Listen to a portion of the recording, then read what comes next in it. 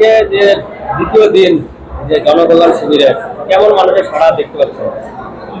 আমাদের পৌর এলাকায় দুটো শিবির চলছে, একটা সম্পর্ক হল আর একটা রেলবাজারে ম্যারেজ হলে চলছে।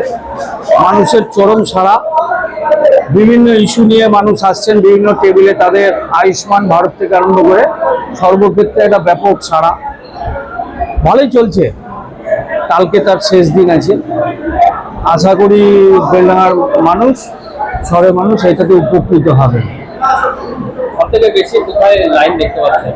মূলত আয়ুষ্মান ভারতে লাইনটা একটু বেশি আছে, এটাই তো মূল সমস্যা। আমাদের স্বাস্থ্যটা বেশি সমস্যা, কিছু আছে আপনার স্টুডেন্ট কার্ডের আছে, বিভিন্ন জায়গায় আছে, সব টেবিলেই মোটামুটি লোকজনের ভিড় আছে।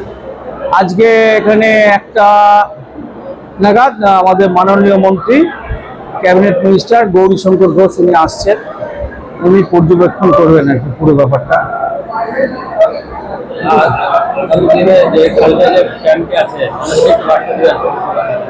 মানুষকে যার যা সমস্যা আছে সেই সমস্যা নিয়ে আসুন।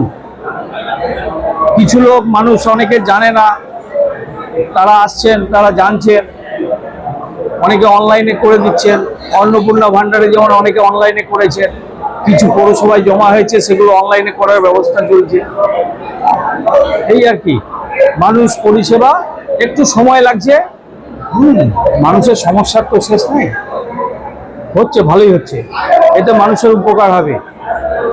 আগামী দিন এইরকম প্রোগ্রাম ছোট ছোট করে করলে আরো ভালো হয় আর কি, ভালো হবে।